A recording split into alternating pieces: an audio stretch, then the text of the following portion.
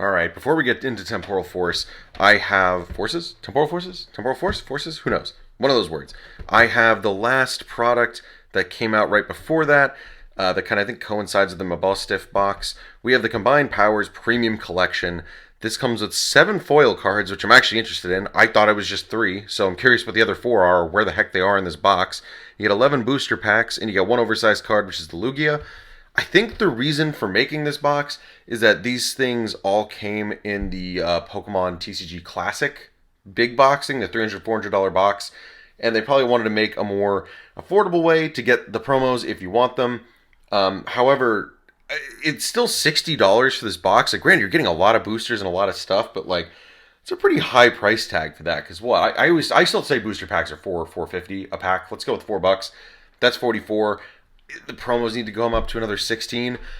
I know that a local shop near me was selling this for 40. I think that's a really good steal at that price. But sadly, like Walmart's and other big box stores are selling it for 60.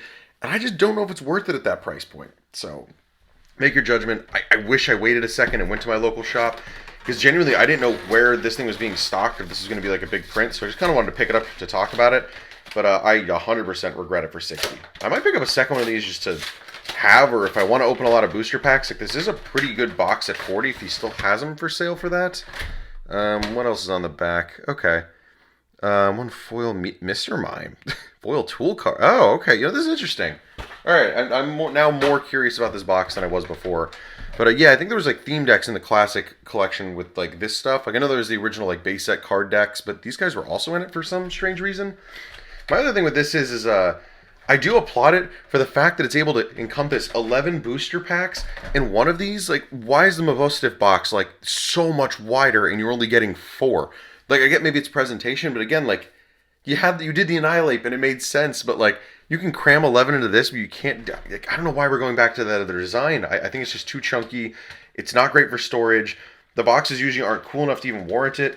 I think like the Annihilate box being nice and compact and still having the branding is perfect. And like, I mean, I guess unless you're like a hyper fixated jumbo collector, who really cares? Because that's the only thing.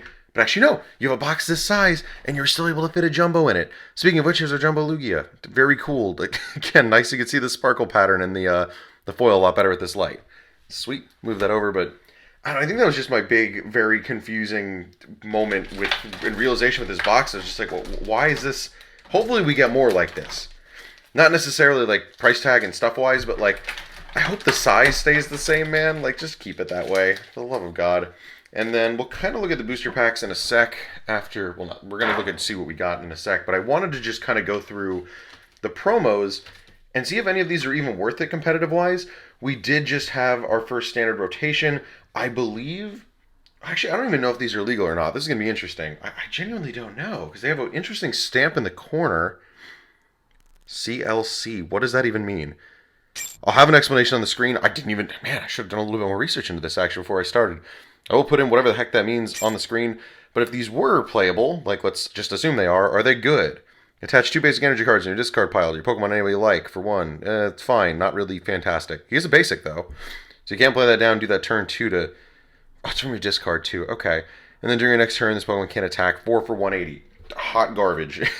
Yeah, Lugia, or not Lugia, Ho-Oh, first off the bat, garbage. I like the artwork, I like the posing. Man, these are starting to feel like the old EX cards just a little bit more now. Or maybe just because that one has like an older one, I can kind of picture it. Scorching Charge. Okay, so these definitely are playable, right? Because I have never heard of this card. The attacks used by Charizard. Oh, okay. So this is probably for the classic deck. So I'm going to assume these guys aren't used anywhere outside of that. Cool they give you these too. I guess the only reason to buy the classic now is if you want to play it and get the really fun playmat kind of play experience that comes with it, because there's like a crazy board setup and it looks sick, but for $400 it's like, again, it's not reasonable. It's interesting they're giving these out though. I didn't think they'd give this out with the foil that it came with in there. This is my first time actually seeing the foil.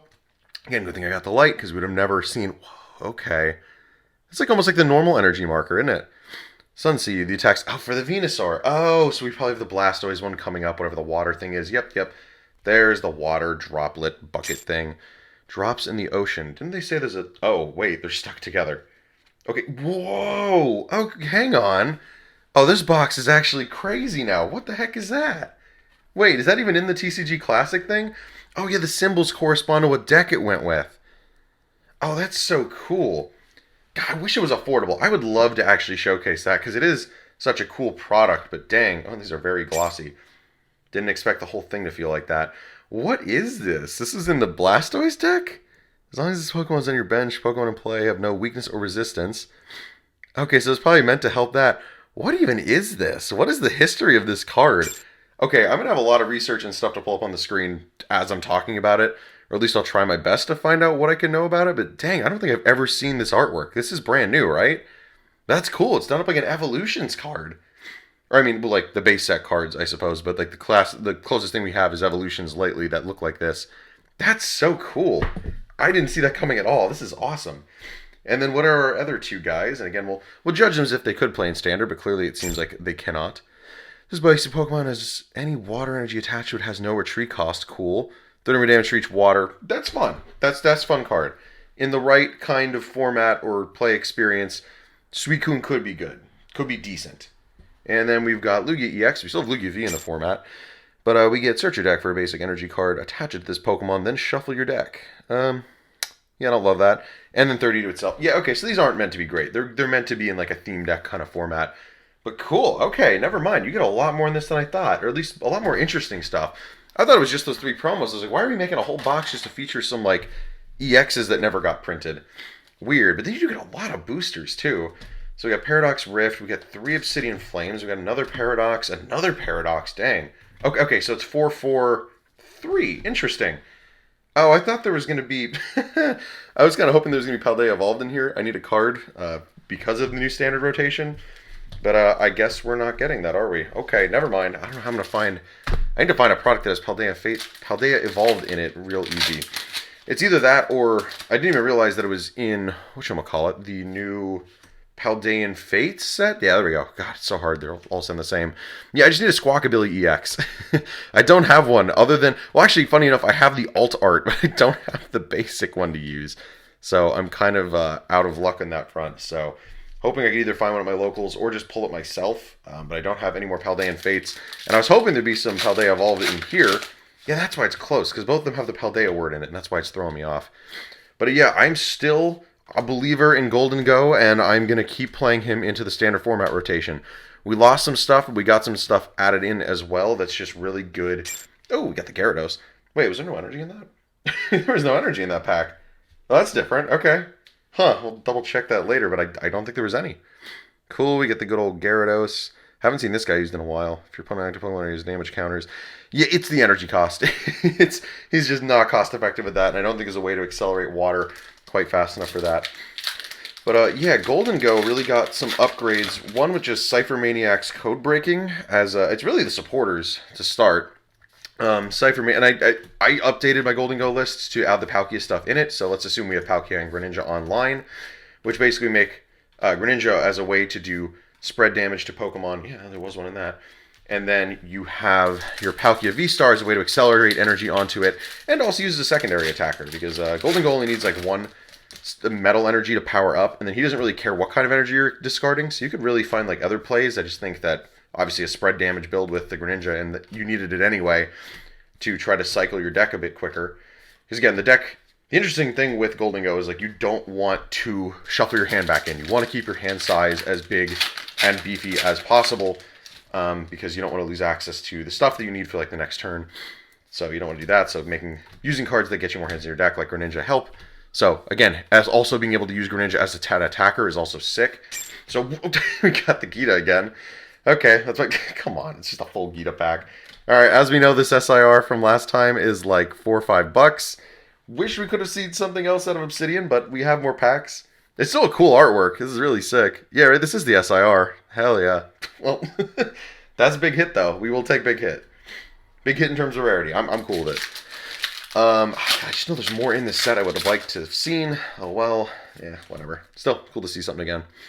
But, yeah, it gets access to Cypher Maniac's code breaking, so you could put any 2 cards you want on top of your deck, and then you could just use your Gholdengo's Draw 2 ability, if he's in the active, to just get them right in your hand. So it really helps you. He gets a lot more access to stuff to control the flow of how he functions, so you find things when you do.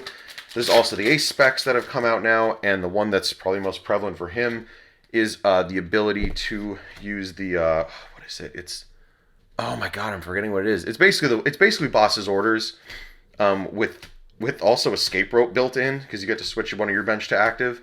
Very very good, very powerful card. I'll put it up on the screen. Nice. Okay, Rhydon EX. We'll take it. Not really the good one that you want, but it is. Yeah, he's still the electric type one. Right. We have 3 of them now. It's crazy. So yeah, that really helps with being able to cycle stuff like that. You can use Irida to find an item card and to find your water types. And really, it's just a combination of using that with... Because the problem with that is you can't use Greninja if there's Manaphy on the bench because you can't do spread. So you pull Manaphy into the active with that card, and then you put your Greninja into the active, and you use Canceling Cologne to turn off Manaphy's ability, so you could then hit bench Pokemon. It's very fun. It's so useful. I didn't think it'd be that easy to set up, but it really is with like the Cypher Maniacs code breaking because you just have the stuff you need in hand already. You don't have to worry about it. So, and Gholdengo on top of that is just a really good attacker in general. But if you need that little quick punch and then only take 1 prize card, he's just awesome to throw in there. It could stop your opponent's Charizard setup because obviously it's knocking out 2 Charizards or a Pidgey. Just a lot of ways to use him. I think he struggles against some decks, especially if like you don't set up quick, and that's where the Squawk ability comes into play. Because even if you don't have anything, you could then just say, all right, give me a new set of 6 cards right off the bat. Counter Catcher, very nice. So yeah, I'm pretty stoked about it. I'm interested to try it in a tournament setting, which I just haven't been able to get to yet. But I think it's because standard format rotation is not even until April 5th, so end of this week, or probably right when you're seeing this video come out. So yeah, excited for that. Let me know what you guys are playing and what you guys think of Gholdengo in general. I think I'm happy with the 60 I've been running on the online game, so pretty pumped to actually try it in practice. And we'll just go through these last 2 packs nice and quiet, nice and calm. Nothing. If we could get one more just art rare in general, I think that would make me content with this box enough with what I spent on it.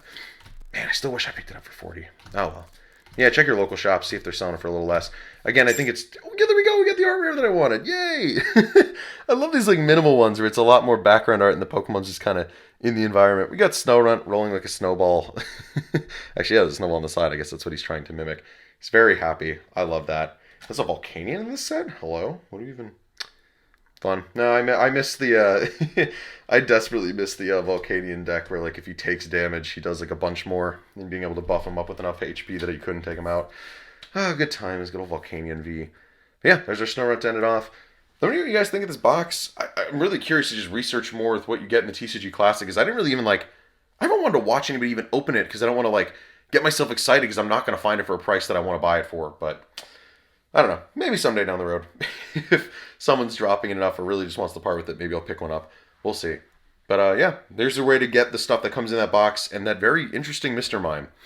I guess they definitely didn't want to put the Charizard, Blastoise, Venusaur in there because then you'd have no reason to pick it up unless, again, you want the playing table. But, like, yeah, that's definitely why they did that. But I'm curious if the Mime also comes in there because I've not seen that card till just now.